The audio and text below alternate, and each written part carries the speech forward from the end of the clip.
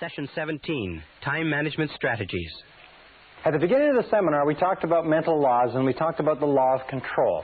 We said that you feel positive about yourself to the degree to which you feel you are in control of your life, and you feel negative about yourself to the degree to which you feel you are not in control, or the degree to which you feel you are controlled by external events. Now, there's no place where this is more important as part of the discussion than in the subject of time management. Charles Hobbs, the time management specialist, has come up with a great definition of time management. He says, time management is the control of the sequence of events. That most of your stress in life comes from a feeling that you are out of control of the sequence of events. Now, all successful people practice good time management skills. All unsuccessful people do not. Period. That each one of us has 24 hours a day. You have 24 hours a day, and I have 24 hours a day. Yet the top 20% of every graduating class, the top 20% of every industry, the top 20% of every social grouping accomplish and achieve 80% of the rewards. Not because they have more talent, not because they have more skill, not because they have more ability or intelligence or education or opportunity or anything else. It's because they use their time better. We've talked throughout this course about keys to success. We said over and over again that one of the most important keys to success is self-discipline. Self-discipline. And we know that none of us have enough self-discipline. But self-discipline has a specific application. It means self-mastery. It means many things. It means keeping your mind on what you want and off of what you don't want. But it also means self-control. It means self-control in terms of time, in terms of controlling the sequence of events. If you cannot master your time, then the seeds of greatness are not in you. If you cannot master your time, then it's not likely that you'll ever accomplish what you are capable of accomplishing in life. In this session, I want to give you 7 keys to time management. Now, I do entire 1- and 2-day time management programs. I can speak for hours on time management without referring to a note. I have studied countless books. I've listened to all the tapes. I've been to the courses. I'm going to give you 7 keys. If you will follow these 7 keys until they become automatic, you can double your time efficiency in almost no time at all. So without further ado, let's go on. But remember, time management is essential. We all have the same time. The only question is, what do we do with the time? And in that and out of that comes the stuff of life. Starting point of time management, number 1, which I've been repeating over and over again, is clear, specific goals. Clear, specific goals. Do you know how many people waste their time because they do not have clear, specific goals? They don't know what they're doing.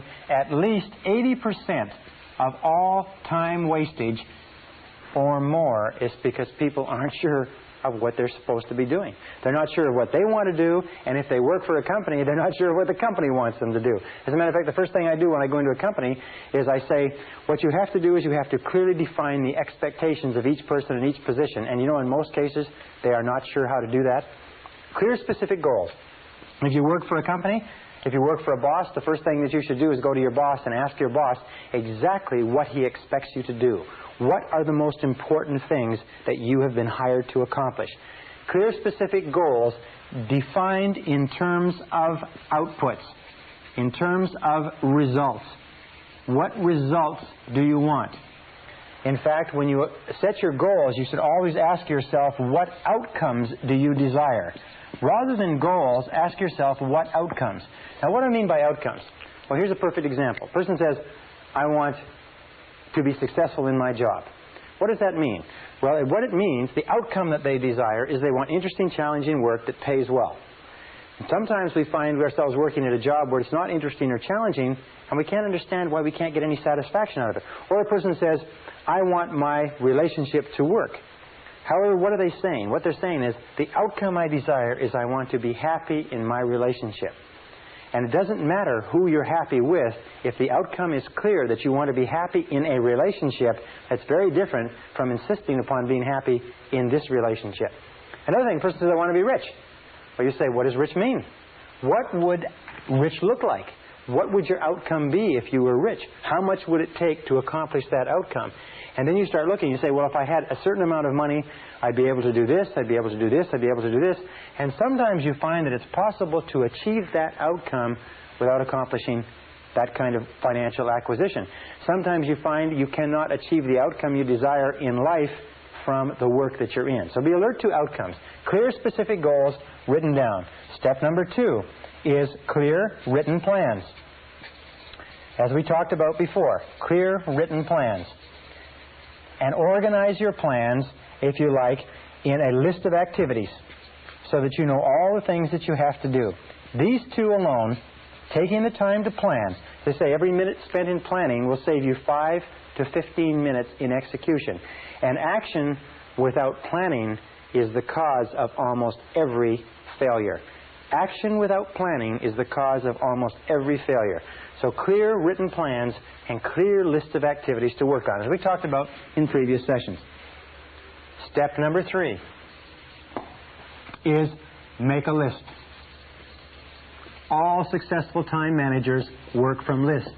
All unsuccessful people don't bother to write lists. Make a list for every day. Make a list for every week. Make a list for every month. Be a chronic list maker. When you have a series of things to do, the first thing you do is grab a piece of paper and write a list. Think on paper. All good time managers think on paper. They make a list of everything that has to be done. They don't try to carry it around in their minds. Consolidate all of your thinking. If you have to accomplish something, write down every single thing that you're going to have to do in order to accomplish it, and then begin working on your list. Call it a to-do list. By the way, the best time to make a daily list is the night before. Because if you make a list the night before, the subconscious goes to work on it while you're asleep. And in the morning, sometimes the subconscious has organized it, processed it, and gives it back to you and solves problems for you while you're asleep. Step number 4, once you've made a list, and this is the key to time management, is set priorities. You see, there's never enough time to do everything if you're living a busy life. But there's always enough time to do the important things if you can decide what they are. Setting priorities means using the 80-20 rule. The 80-20 rule says that 80% of the value of what you do comes from 20% of what you do. If you have a list of 10 things to do, that 2 of those things will be worth all the rest put together. Setting priorities means always looking at what is called the vital few versus the trivial many. The vital few versus the trivial many. The 1 or 2 things that you can do that make a real difference. Now, most people waste their time not because they're not working hard or not because they're not busy, it's because they're working on the trivial many, and no matter how many of them they do, it doesn't make any difference. The truly successful people do a few things, they do the right things, they do things one at a time, and they stay with them until they're complete. So set priorities. A very simple time management system is what is called the ABCDE system. The ABCDE is very simple. A stands for top priority tasks. Number 1 must be done. B is secondary priority tasks, things that should be done. C are not particularly important tasks which could be done if you have enough time after you've done your A's and B's. And D is delegate, and E is eliminate. Then what you do is you take and you list all of your A goals from your list, and then you write A1, which is the most important of all. And then you write A2, which is the second A goal, and so on. And then you begin to work, and you work on your A1. And you never work on an A2 or a B of any order until your A1 is complete. Very simple. Now here's the key question for time management. This can be worth a fortune to you. It's been worth a fortune to me. Ask yourself over and over again. Repeat it and repeat it and repeat it until it rings in the back of your brain. What is the most valuable use of my time right now? What is the most valuable use of my time right now? What is the most valuable use of my time right now? Every time before you start any new task, ask yourself this question, and then discipline yourself to do only what is the most valuable use of your time. Remember, Benjamin Franklin had a beautiful line. He said, "Do you value life, then waste not time, for it is the stuff of which life is made."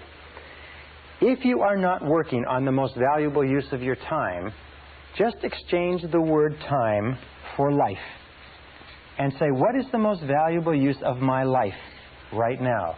And remember, if you are working on a second order priority, you are, relatively speaking, wasting your time and wasting your life. Number 5 is concentration of power. Again, a beautiful word from Charles Hobbes. Concentration of power means that you do first things first and second things not at all. Do first things first and stay with them until they're complete. Surprisingly enough, in the studies of every effective man or woman whose lifestyle has been examined, we find they're always doing first things first. They do things one at a time, and they stay with them until they are 100% complete. They don't do a lot of things, but they do the most important things. They do them right, and they carry them through to completion.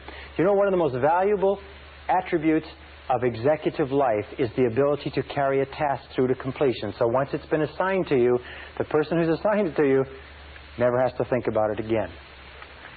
Concentration and single-handling. Single-handling means once you've picked it up, don't put it down. Most of our time wastage comes from picking up things and putting them down, and starting them over and putting them down, and starting them over and putting them down. So concentrate single-mindedly, 100%, stay with it until it's finished. As in my estimation, the ability to concentrate is one of the most important abilities of success, because no success is possible unless you can concentrate single-mindedly on your most important task. Number 6. Number 6 is overcome procrastination. Overcome procrastination. It's not the thief of time, it's the thief of life. And the way that you overcome procrastination is by using affirmations. And the most powerful affirmation of all is do it now. Do it now. W. Clement Stone built $1 billion fortune by rehearsing and then getting everybody in his company to say 50 times every morning, do it now, do it now, do it now, do it now, do it now. Drive that, impress that into your mind. When I first learned this simple technique, I used to find myself procrastinating just like we all do. But the more I repeated this, do it now, do it now, do it now, do it now, do it now, do it now, the more you repeat it, the more you find that eventually it works automatically. And it has a tendency to drive you to start a task when your natural tendency is to put it off or procrastinate. The most important quality that you can develop with regard to this is what is called a sense of urgency. A sense of urgency means that you get on with it and you do the job fast. We said earlier that time is your most precious resource. Time is the scarcest and most precious resource of accomplishment in our civilization. And that people who have a sense of urgency are always the most valued people in our society. Develop what is called fast tempo. Fast tempo is essential to success. Fast tempo is essential to success. What that means is that the harder and the faster you work, the more energy you have. The harder and the faster you work, the more drive you have, the more you get accomplished. The more you get accomplished, by the way, the more tasks you conclude, the more energy and self-esteem you have, because every time you finish a task, you get a jolt of positive energy. Every time you procrastinate on a task, it tires you out and makes you depressed. So whenever you find yourself procrastinating, say to yourself, I have to develop a sense of urgency. I have to develop a sense of urgency. Do it now. Do it now. Do it now. And then work fast. Work fast. Work quick. You will find that if you will just pick up your tempo, you can get to a tempo that will enable you to go through more in 2 hours than the average person goes through in an entire day. In a study done by a business journal amongst 104 chief executive officers in major American corporations not long ago, they found a very interesting thing. They asked them what qualities would put a person most rapidly onto the fast track in their corporations. They said the two most qualities, 84% of them agreed, the two most important qualities, number one, the ability to set priorities. Number two is a sense of urgency to get on with it and get the job done. And number 7, the 7th key to success is balance.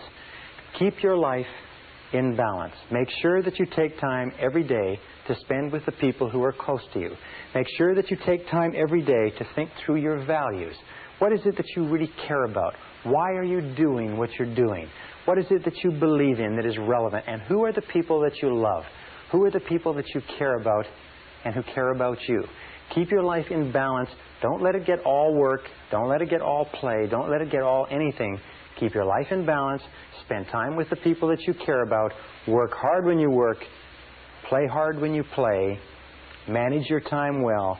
Control the sequence of events. And you can become anything that you want to become.